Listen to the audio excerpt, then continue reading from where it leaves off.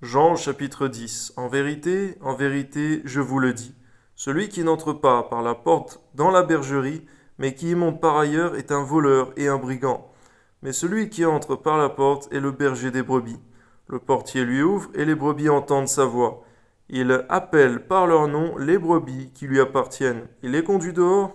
Lorsqu'il a fait sortir toutes ses propres brebis, il marche devant elles et les brebis le suivent, parce qu'elles connaissent sa voix. Elles ne suivront point un étranger, mais elles fuiront loin de lui, parce qu'elles ne connaissent pas la voix des étrangers. Jésus leur dit cette parabole, mais ils ne comprirent pas de quoi il leur parlait. Jésus leur dit encore, en vérité, je vous le dis, je suis la porte des brebis. Tous ceux qui sont venus avant moi sont des voleurs et des brigands. Mais les brebis ne les ont point écoutés. Je suis la porte. Si quelqu'un entre par moi, il sera sauvé. Il entrera et il sortira. Il trouvera des pâturages. Alléluia. Le voleur ne vient que pour dérober, égorger et détruire. C'est vrai, Seigneur, ce que fait l'œuvre du diable. Donne-nous donc, Seigneur, de combattre cette œuvre, Seigneur mon Dieu, en te donnant la pleine place, Seigneur, dans nos cœurs. Amen.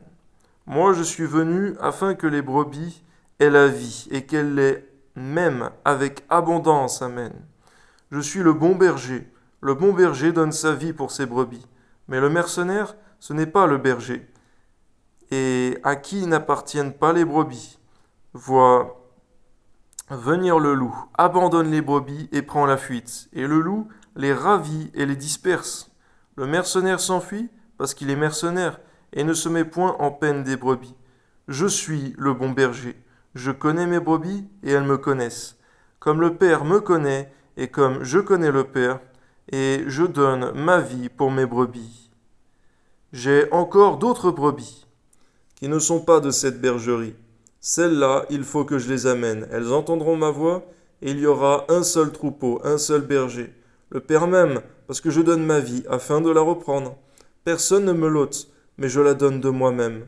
J'ai le pouvoir de la donner, et j'ai le pouvoir de la reprendre. Tel est l'ordre que j'ai reçu de mon Père. Alléluia, gloire à Dieu. Il y eut de nouveau, à cause de ces paroles, division parmi les Juifs. Plusieurs d'entre eux disaient, il a un démon, il est fou, pourquoi l'écoutez-vous? D'autres disaient, ce ne sont pas les paroles d'un démoniaque. Un démon peut-il ouvrir les yeux des aveugles? On célébrait à Jérusalem la fête de la dédicace.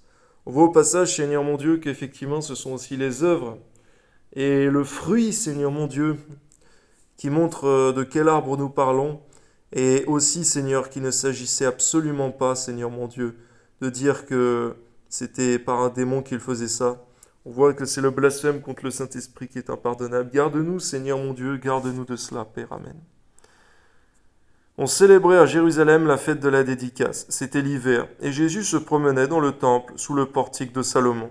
Les Juifs l'entouraient et lui dirent, « Jusqu'à quand tiendras-tu notre esprit en suspens? Si tu es le Christ, dis-le-nous franchement. » Jésus leur répondit, « Je vous l'ai dit, et vous ne le croyez pas. Les œuvres que je fais au nom de mon Père rendent témoignage de moi.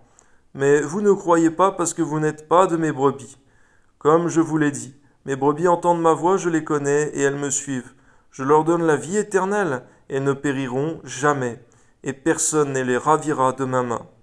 Mon Père qui me les a donnés est plus grand que tous, et personne ne peut les ravir de la main de mon Père. Moi et le Père, nous sommes un. » Alors les Juifs prirent de nouveau des pierres pour le lapider.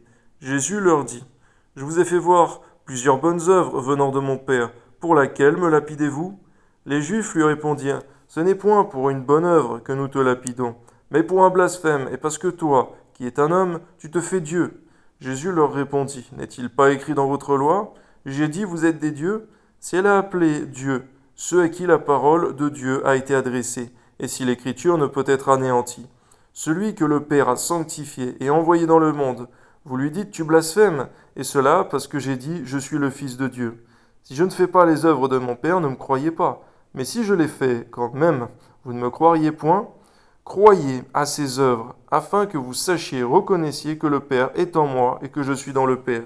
Là-dessus, ils cherchèrent encore à le saisir. Mais il s'échappa de leurs mains. Jésus s'en alla de nouveau au-delà du Jourdain, dans le lieu où Jean avait d'abord baptisé. Et il y demeura.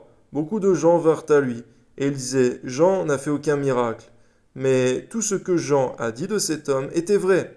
Et dans ce lieu-là, plusieurs crurent en lui.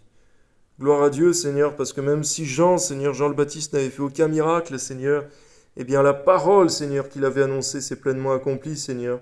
Que ton nom soit glorifié, Seigneur mon Dieu, dans le nom de Jésus. Amen.